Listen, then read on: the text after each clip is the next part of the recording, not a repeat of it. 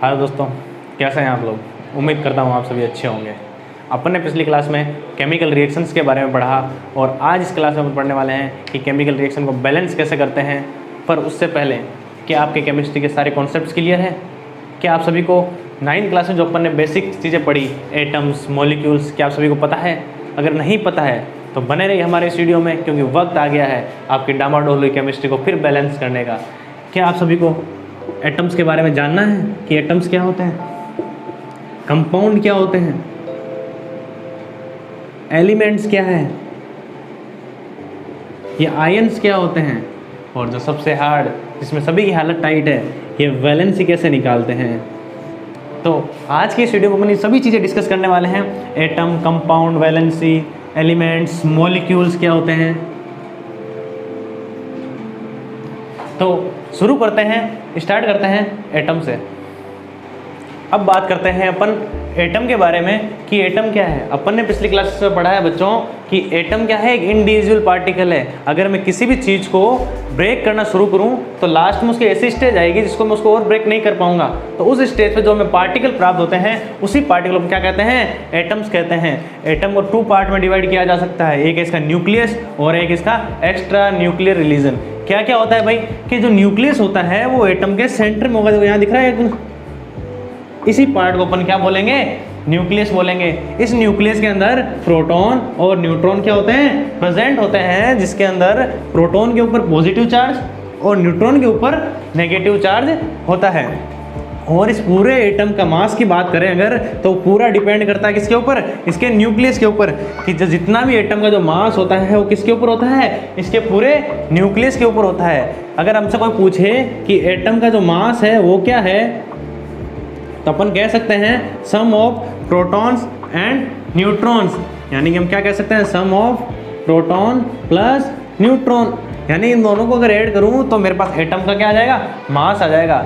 अब आप सोच रहे होंगे कि इसमें इलेक्ट्रॉन्स कहाँ गए हैं, तो इलेक्ट्रॉन अपन इसलिए काउंट नहीं करते हैं कि इलेक्ट्रॉन का जो मास होता है इनके कंपेयर में बहुत ही ज़्यादा क्या होता है, छोटा होता है। इतना छोटा होता है कि इनको ऐड करोगे तो ना के बराबर फर्क पड़ता है, इसीलिए अपन क्या करते हैं, इसको काउंट नहीं करते हैं। अगर आपसे कोई पूछे कि मैग्नीशियम का जो मास बताओ, क्या बता सकते हैं आप मैग्नीशियम का मास? बहुत ही आसान है। मैग्नीशियम कितने नंबर पे आता है भाई, 12 नंबर पे आ रहा है। यानी कि इसके अंदर क्या है, 12 इलेक्ट्रॉन्स है, 12 प्रोटॉन्स है और 12 न्यूट्रॉन्स है। इसका मतलब यही हुआ ना। हाँ, अब मैंने बताया कि इलेक्ट्रॉन के मास को अपन क्या करेंगे, काउंट नहीं करेंगे। तो 12 और 12 कितना हो गया भाई, 24। और 24 को लिखते हैं AMU। ये AMU क्या है, एटॉमिक मास यूनिट, यानी मास निकालने की एक यूनिट है। तो अपन ने मैग्नीशियम का मास निकाल दिया 24। अब आप सोच रहे होंगे मास निकालना तो बहुत ही आसान है कि जितने उसके अंदर एटॉमिक नंबर है उसको क्या कर देंगे, अपन डबल कर देंगे, तो अपने पास उसका एटॉमिक मास मिल जाएगा। बात करें एक्स्ट्रा न्यूक्लियस रिलीजन की, ये क्या होते हैं कि जो न्यूक्लियस होगा उसके चारों ओर अलग अलग ऑर्बिट्स होगी और उनका अलग अलग एनर्जी लेवल होगा।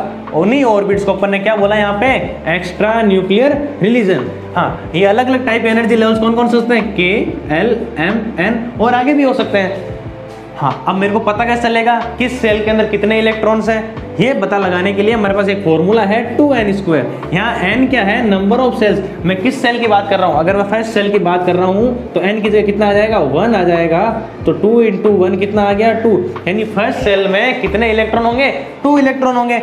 अगर मेरे से पूछा जाए कि सेकेंड सेल में कितने इलेक्ट्रॉन हैं, तो बताना बहुत ही आसान है, 2 का स्क्वायर 4 और 4 2 जा 8। यानी सेकेंड सेल में कितने इलेक्ट्रॉन हैं, 8 है। आप भी घर पे ट्राई कीजिएगा कि m में कितने होंगे और n में कितने होंगे।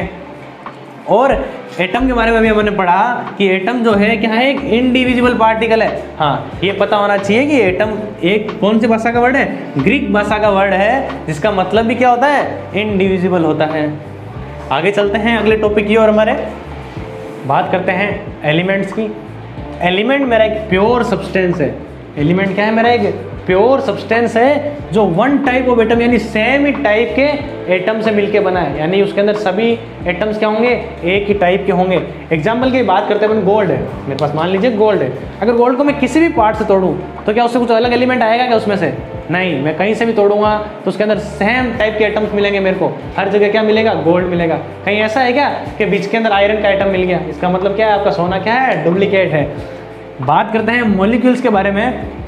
मॉलिक्यूल्स क्या है कि 2 और मोर एटम्स, के 2 या 2 से ज़्यादा एटम आपस में बॉन्ड बना ले, आपस में क्या कर ले, बॉन्ड बना ले, उसको अपन क्या बोलते हैं, मॉलिक्यूल्स बोलते हैं। जैसे कि H2 हाइड्रोजन, Cl2 O2, बहुत सारे एग्जाम्पल हो सकते हैं। यहाँ क्या है कि हाइड्रोजन ने अपने दूसरे हाइड्रोजन एटम से क्या कर लिया, बॉन्ड बना लिया, और यहाँ क्या बन गई, हाइड्रोजन गैस बन गई। यहाँ क्लोरीन ने दूसरी क्लोरीन गैस से क्या कर लिया, बॉन्ड बना लिया और क्लोरीन गैस बन गई। यहाँ क्लोरीन ने दूसरी क्लोरीन से बॉन्ड बना लिया और क्या बन गया, क्लोरीन बन गया। यहाँ ऑक्सीजन ने दूसरे ऑक्सीजन से बॉन्ड बना लिया और ऑक्सीजन गैस बन गया। यानी कि ये सभी क्या है, मेरे मॉलिक्यूल्स है। मॉलिक्यूल्स के लिए क्या चाहिए कि 2 सेम एटम आपस में क्या कर ले, बॉन्ड बना ले, उसको मैं क्या बोलूँगा, मॉलिक्यूल बोलूँगा। लेकिन अगर 2 अलग अलग एटम आपस में बॉन्ड बना ले तो, हाँ, अगर 2 अलग अलग एटम आपस में क्या कर ले, बॉन्ड बना ले, तो उसको कंपाउंड बोला जाता है। जैसे कि MgCl2 आपने पढ़ रखा है ना, NaCl H2O, ये देखो यहाँ अलग अलग है। यहाँ मैग्नीशियम और क्लोरीन का एटम, यहाँ सोडियम और क्लोरीन का एटम, यहाँ हाइड्रोजन और ऑक्सीजन का एटम। यानी अलग अलग टाइप के एटम्स जब कंबाइन हो जाए तो क्या बना लेते हैं, कंपाउंड बना लेते हैं। बात करते हैं आयंस के बारे में। आयंस 2 टाइप के होते हैं, एक तो नेगेटिव चार्ज वाले और एक पॉजिटिव चार्ज वाले। इसको भी मैंने 2 पार्ट में डिवाइड किया कि कैटायन और एनायन। कैटायन क्या है कि लॉस ऑफ इलेक्ट्रॉन, क्या जिनमें इलेक्ट्रॉन का लॉस हो जाएगा वो कैटायन होंगे, और एनायन क्या होंगे, गेन ऑफ इलेक्ट्रॉन। ये पॉजिटिव होते हैं और ये क्या होते हैं, नेगेटिव। अब तुम सोच रहे हो इसको याद कैसे करें सर, हम कंफ्यूज हो जाएंगे। तो कंफ्यूजन बात नहीं है, ये प्लस का सिंबल तुम्हें टी दिखता है, नहीं दिखता है, देखो टी है बीच में, ये टी रिप्रेजेंट करता है कैटायन कैसा होगा, पॉजिटिव होगा। एनायन देखो एन, नेगेटिव। अब देखो कैटायन पॉजिटिव कैसे हुआ, ये समझते हैं इसको कि अगर कोई एलिमेंट मेरा इलेक्ट्रॉन डोनेट कर देता है, इलेक्ट्रॉन दे देता है। अब देने वाले लोग कैसे होते हैं, अमीर लोग। और अमीर लोगों के लिए हमेशा का सिंबल लगाते हैं अपन, प्लस वाला सिंबल लगाते हैं, अमीर लोग। गेन ऑफ इलेक्ट्रॉन का मतलब क्या है कि किसी एलिमेंट ने इलेक्ट्रॉन ले लिए। अब ले लिए मतलब गरीब लोग उधार लिए किसी से, उधार लिए मतलब क्या आएगा, माइनस। आप ऋणी हो किसी के, उधारी है आप।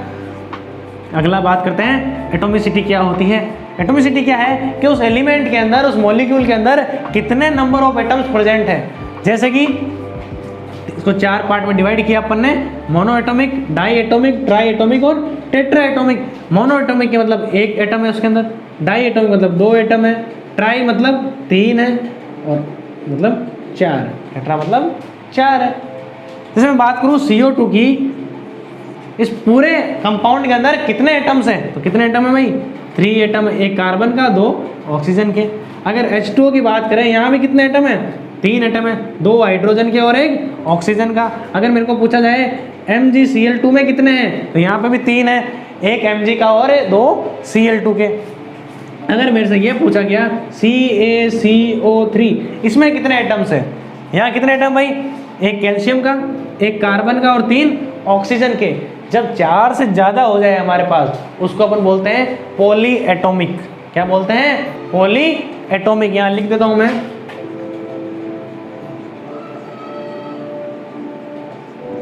उसको बोला जाता है पॉली एटॉमिक। अब आगे पढ़ते हैं वैलेंसी। हाँ, तो बात हो जाए वैलेंसी के बारे में, जिसमें आपको भी कहीं ना कहीं थोड़ी बहुत दिक्कत रही होगी आज तक।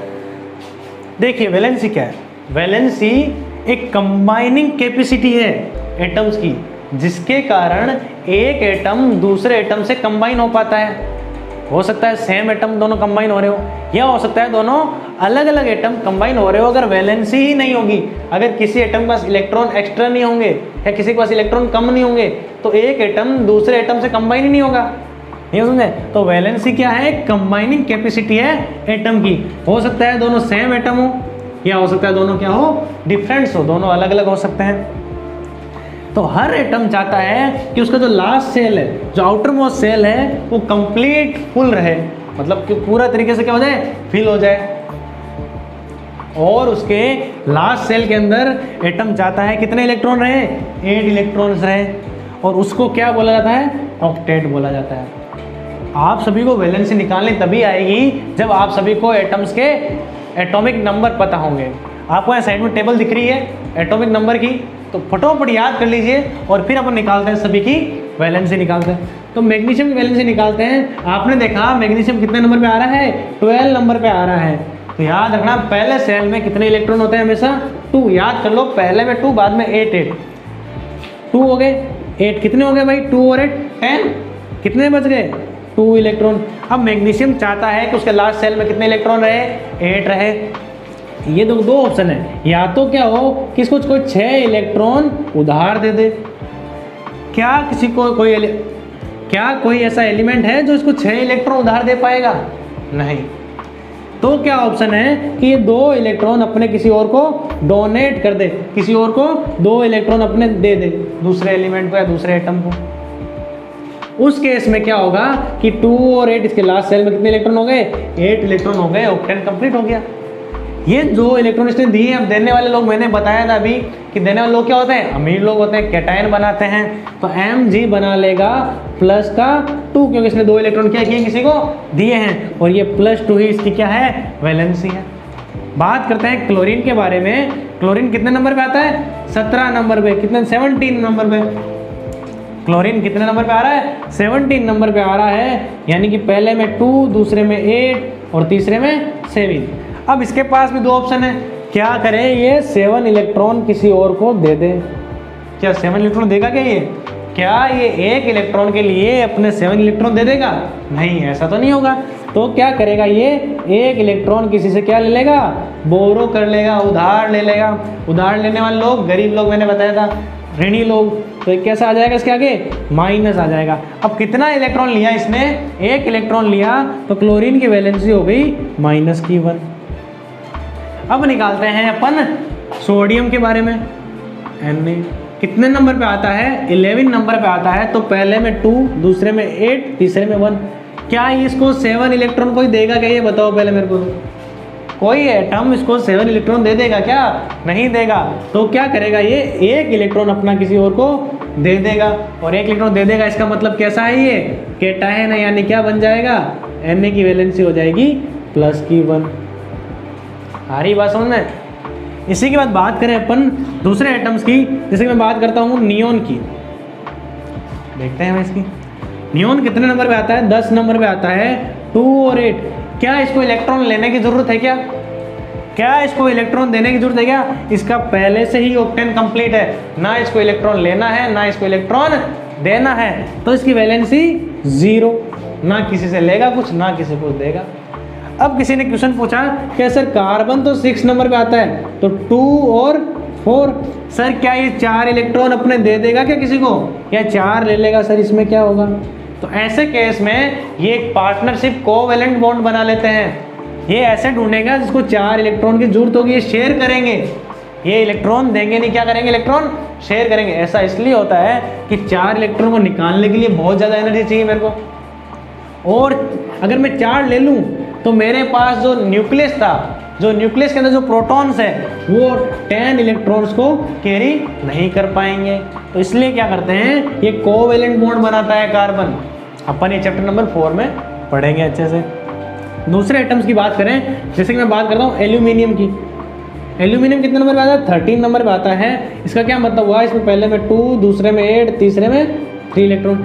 अब बताओ इसकी वैलेंसी क्या होगी, सिंपल सा दिख रहा है मेरे को कि ये 3 इलेक्ट्रॉन क्या करेगा, डोनेट कर देगा, और इसकी वैलेंसी हो जाएगी +3। आई बात समझे। तो वैलेंसी निकालना बहुत ही आसान है, आप घर पे प्रैक्टिस कीजिएगा और इजीली निकल जाएगी। अब अपन बात करेंगे कि एक सारे केमिकल फॉर्मूलाज कैसे बने हैं, अपन देखेंगे कि ये सारे फॉर्मूला कैसे आ रहे हैं। अब अपन बात करते हैं कि केमिकल फॉर्मूलाज कैसे बनते हैं, कि NaCl क्यों बनता है, NaCl2 क्यों नहीं बनता, NaCl3 क्यों नहीं बनता, ये दोनों क्यों नहीं बनते, और NaCl क्यों बनता है। जैसे कि MgCl2 बनता है, MgCl नहीं बनता, है ना। तो ये फॉर्मूले बने कैसे केमिस्ट्री के, तो इन सब में वैलेंसी का बहुत इंपॉर्टेंट रोल है। जैसे अभी अपन ने निकाली कि सोडियम जो होता है उसकी वैलेंसी +1 होती है, क्लोरीन की वैलेंसी -1 होती है। तो ये इसके नीचे आएगा और ये इसके नीचे आएगा, तो क्या बन गया, Na1Cl1। अपन को 1 लिखने की ज़रूरत नहीं है, तो क्या बन गया यहाँ पे, NaCl बन गया। जैसे कि बात करें मैग्नीशियम के ऊपर कितना था, +2 था, क्लोरीन के ऊपर -1 था, तो ये -1 इधर +2 इधर, तो Mg1 Cl2 क्या बन गया, MgCl2, है ना। बात अपन बनाते हैं एल्यूमिनियम और ऑक्सीजन का कंपाउंड बनाते हैं। एल्यूमिनियम मैंने बताया 13 नंबर पे आता है, यानी +3 वैलेंसी इसकी -2, 3 इधर आया, 2 इधर आया, Al2O3। कितना आसान है ना। सोडियम कार्बोनेट बनाइए तो सोडियम को +1 होता है, कार्बोनेट पे -2 होता है, -2 इधर +1 इधर, क्या बन गया, Na2CO3। किसने बोला कि सर कैल्शियम कार्बोनेट कैसे बना, सर ये बताइए आप। कैल्शियम कार्बोनेट बहुत आसान है, कैल्शियम के ऊपर +2 और कार्बोनेट के ऊपर -2, 2 से 2 कट गया, 1 इधर और 1 इधर, तो Ca और CO3। किसी ने पूछा कि सर MgOH ये कैसे बना, तो देखो Mg के ऊपर क्या है +2 और OH के ऊपर क्या होता है -1, तो ये इसके नीचे और ये इसके नीचे, तो देखो Mg तो 1 बन गया, लेकिन ये जो 2 है O के नीचे भी है और H के नीचे भी है, तो इसको मैं क्या लिखूंगा, OH होल ट्वाइस, ये 1 हटा सकते हैं अपन। तो इस टाइप से अपन किसी भी टाइप के केमिकल फॉर्मूलाज बना सकते हैं। आशा करता हूँ आप सभी को वीडियो काफ़ी अच्छा लगा होगा, आपके सारे डाउट कॉन्सेप्ट्स सब क्लियर हो गए होंगे इस वीडियो से। और आने वाले वीडियो में हम सीखेंगे केमिकल रिएक्शन बैलेंस कैसे करना है, और उम्मीद करता हूँ आप पूरी तरह तैयार है केमिकल रिएक्शन बैलेंस करना सीखने के लिए। तो बने रहिए हमारे इस वीडियो में। वीडियो अच्छा लगा हो तो लाइक कीजिएगा, अपने दोस्तों के साथ शेयर कीजिएगा और सब्सक्राइब कीजिएगा, ताकि आपके लिए मैं ऐसे इंटरेस्टिंग वीडियोस लाता रहूँ। Thank you.